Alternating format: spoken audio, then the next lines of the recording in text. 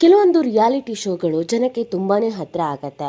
ಅದು ಫೇಕೋ, ಅದು ಕೇವಲ ಟಿ ಆರ್ ಪಿಗೋಸ್ಕರ ಮಾತ್ರ ಮಾಡ್ತಾ ಇದ್ದಾರೋ, ಇದ್ಯಾವುದನ್ನು ಕೂಡ ಯೋಚನೆ ಮಾಡಲ್ಲ. ಆ ರಿಯಾಲಿಟಿ ಶೋನಲ್ಲಿ ಬರುವಂಥ ಜೋಡಿಗಳನ್ನು ನೋಡಿ ಇವ್ರು ಜೋಡಿಯಾಗಿ ಹಾಗೆ ಇದ್ರೆ ಹೇಗೆ ಅಂತ ಅನ್ಸೋಕೆ ಶುರು ಆಗುತ್ತೆ. ನಿಜವಾಗ್ಲೂ ಲವ್ ಮಾಡ್ತಿದ್ದಾರೇನೋ ಅಂತ ಅನ್ಸೋಕ್ಕೂ ಶುರು ಆಗುತ್ತೆ. ನಿಜವಾಗ್ಲೂ ಮದುವೆನೇ ಆಗ್ಬಿಡ್ತಾರೇನೋ ಅಂತ ಅನ್ಸೋಕ್ಕೂ ಕೂಡ ಶುರು ಆಗುತ್ತೆ.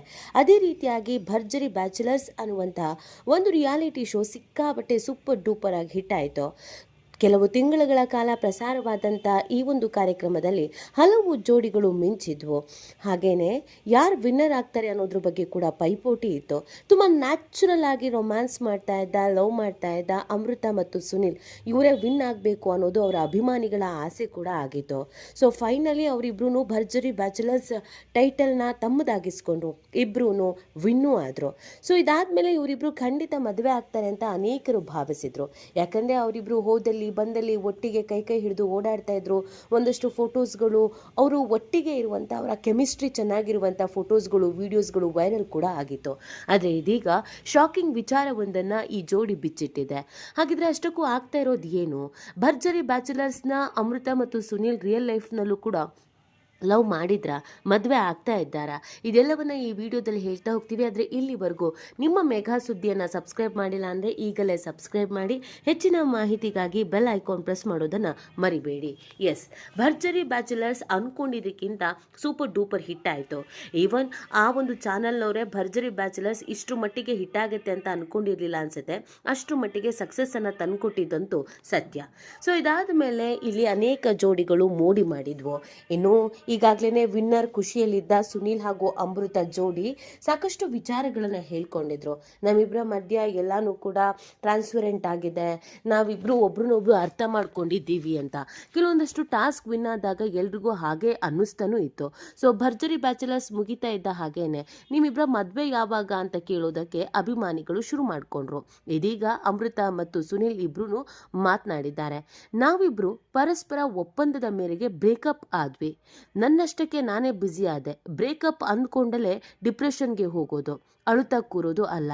ಈಗ ಕೆಲಸವೇ ನನ್ನ ಮುಖ್ಯ ಆದ್ಯತೆ. ಅದೇ ನನ್ನ ಫಸ್ಟ್ ಬಾಯ್ ಫ್ರೆಂಡ್.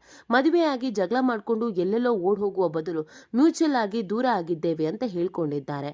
ಹೌದು, ನಾವು ಲವ್ ಮಾಡ್ತಾ ಇದ್ದಿದ್ದು ಸತ್ಯ ಅನ್ನುವಂಥ ವಿಚಾರವನ್ನು ಕೂಡ ಈ ಮುಖಾಂತರವಾಗಿ ಹೇಳ್ಕೊಂಡಂಗೆ ಕಾಣಿಸ್ತಾ ಇದೆ. ಇಬ್ರು ಸೀರಿಯಸ್ ಆಗಿ ಇದ್ರು ಅನ್ನೋದು ಕೂಡ ಇವಾಗ ಗೊತ್ತಾಗ್ತಾ ಇದೆ. ಹೌದು, ಭರ್ಜರಿ ಬ್ಯಾಚುಲರ್ಸ್ನಲ್ಲಿ ಅಮೃತ ಮತ್ತು ಸುನಿಲ್ ಜೋಡಿಯನ್ನು ನೋಡಿ ಎಲ್ಲರೂ ಇವರಿಬ್ರು ಬಾಯ್ ಫ್ರೆಂಡ್ ಆಗಿದ್ರೆ ಚೆನ್ನಾಗಿರ್ತಿತ್ತು ಅನ್ನೋದನ್ನು ಎಲ್ಲರೂ ಹೇಳ್ಕೊಂಡಿದ್ರು. ಆದರೆ ಯಾವಾಗ ನಾನು ಬ್ರೇಕಪ್ ಮಾಡ್ಕೊಂಡೆ ಅಂತ ಹೇಳಿದ್ರು ಇದನ್ನ ನೋಡ್ಬಿಟ್ಟು ಹಾಗಿದ್ರೆ ರಿಯಲ್ ಆಗಿ ಇವರಿಬ್ರು ಲವ್ ಮಾಡ್ತಿದ್ರಾ ಅನ್ನೋದು ಅನೇಕರ ಪ್ರಶ್ನೆ. ಆದರೆ ಅಮೃತ ಮಾತನಾಡಿರೋದು ಅವರ ಮಾಜಿ ಬಾಯ್ ಫ್ರೆಂಡ್ ಜೊತೆಗಿನ ಬ್ರೇಕಪ್ ಬಗ್ಗೆ. ಹೌದು, ಅಮೃತ ಇಲ್ಲಿಗೆ ಬಂದು ನಾಟಕ ಮಾಡಿದ್ದು ಅಷ್ಟೇನೆ.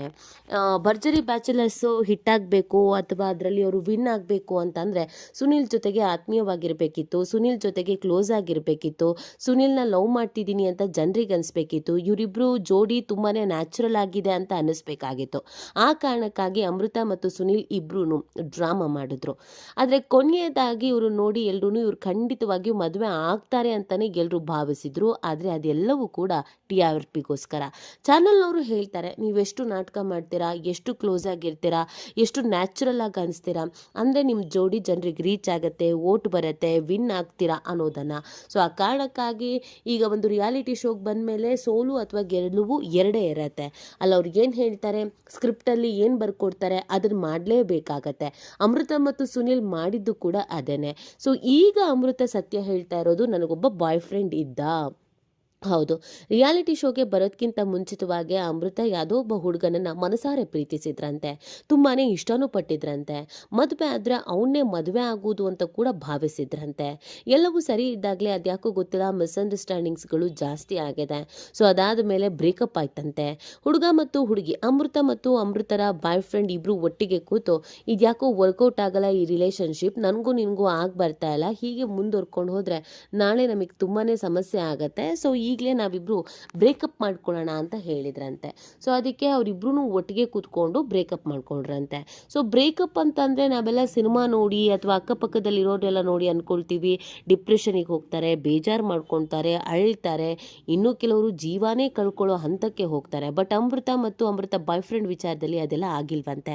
ಯಾಕಂದರೆ ಲವ್ ಮಾಡ್ತೀನಿ ಅಂತ ಹೇಗೆ ಮ್ಯೂಚುರಲ್ ಆಗಿ ಒಪ್ಪಿಗೆ ಕೊಡ್ತಾರೋ ಹಾಗೇನೆ ಬ್ರೇಕಪ್ ಮಾಡ್ಕೊಳ್ಳೋಣವಾ ಅಂತ ಮ್ಯೂಚುರಲ್ ಆಗೇನೆ ಅಂಡರ್ಸ್ಟ್ಯಾಂಡಿಂಗಲ್ಲಿ ಬಂದು ಮಾಡ್ಕೊಂಡಿದ್ರಿಂದ ಯಾವುದೇ ಡಿಪ್ರೆಷನ್ನು, ಯಾವುದೇ ಬೇಜಾರು, ಯಾವುದೇ ಸಮಸ್ಯೆ, ಯಾವುದೇ ತೊಂದರೆ ಏನೂ ಆಗಿಲ್ವಂತೆ. ಸೊ ಅವರಿಬ್ರು ಅವ್ರವ್ರ ಕೆಲಸದಲ್ಲಿ ಬ್ಯುಸಿ ಆದ್ರಂತೆ. ಸೊ ಇಬ್ರು ಕೆಲಸ ಮಾಡಿದ್ರಿಂದ ಲವ್ ಮಾಡಿದ್ದೆಲ್ಲ ಮರ್ತು ಹೋಯ್ತಂತೆ. ಇದನ್ನ ಸ್ವತಃ ಅಮೃತನೇ ಹೇಳ್ಕೊಂಡಿರೋದು. ಅಲ್ಲಿಗೆ ಅಮೃತ ಮತ್ತು ಸುನಿಲ್ ಮದುವೆ ಆಗ್ತಾರೆ ಅಂತ ಅನ್ಕೊಂಡಿದ್ರಲ್ಲ ಅದು ಕೂಡ ಸುಳ್ಳು. ಅಮೃತ ಮತ್ತು ಸುನಿಲ್ ಲವ್ ಮಾಡ್ತಿದ್ದಾರೆ ಅಂತ ಅನ್ಕೊಂಡಿದ್ರಲ್ಲ ಅದು ಕೂಡ ಸುಳ್ಳು. ಅಮೃತ ಸಿಂಗಲ್ಲು ಅಲ್ಲ, ಅಮೃತಂಗೆ ಲವ್ ಬ್ರೇಕಪ್ಪು ಆಗಿದೆ, ಈಗ ಎಲ್ಲ ಮರೆತು ಆರಾಮಾಗಿದ್ದಾರೆ ಅನ್ನೋದನ್ನು ಕೂಡ ಹೇಳ್ತಿದ್ದಾರೆ. ಸೊ ಅಮೃತ ಎಲ್ರಿಗೂ ಗೊತ್ತಿರೋ ಹಾಗೇನೆ ಏನೇ ಇದ್ರೂ ಮುಚ್ಚುಮರೆ ಇಲ್ದೇನೆ ತುಂಬ ಟ್ರಾನ್ಸ್ಪರೆಂಟ್ ಆಗಿ ಮಾತನಾಡುವಂಥ ಹುಡುಗಿ. ಅವರ ಮಾತಿನ ಶೈಲಿಗೇನೆ ಫಿದಾ ಆದವರು ಅದು ಎಷ್ಟೋ ಮಂದಿ ಇದ್ದಾರೆ. ಸೊ ಇದೀಗ ಮಾತಾಡ್ತಾ ತನ್ನ ರಿಯಲ್ ಲೈಫು, ರಿಯಲ್ ಲವ್ವು ಈ ವಿಚಾರವನ್ನು ಕೂಡ ಅವ್ರು ಹೇಳಿರೋದು ತುಂಬ ಜನಕ್ಕೆ ಶಾಕ್ ಅಂತ ಅನಿಸ್ತಾ ಇದೆ. ಈ ಬಗ್ಗೆ ನಿಮ್ಗೆ ಏನನ್ಸುತ್ತೆ? ನೀವು ಕೂಡ ಅಮೃತ ಮತ್ತು ಸುನಿಲ್ ಮದುವೆ ಆಗ್ತಾರೆ ಅಂತ ಕಾಯ್ಕೊಂಡು ಕೂತಿದ್ರಾ? ಅವರಿಬ್ರು ಮಾಡ್ತಾ ಇರೋದು ಡ್ರಾಮಾ ಅಂತ ನಿಮಗೂ ಕೂಡ ಗೊತ್ತಿತ್ತಾ? ಇದನ್ನು ಕಮೆಂಟ್ ಮಾಡಿ ನಿಮ್ಮ ಅನಿಸಿಕೆ ಮತ್ತು ಅಭಿಪ್ರಾಯವನ್ನು ತಿಳಿಸಬಹುದು.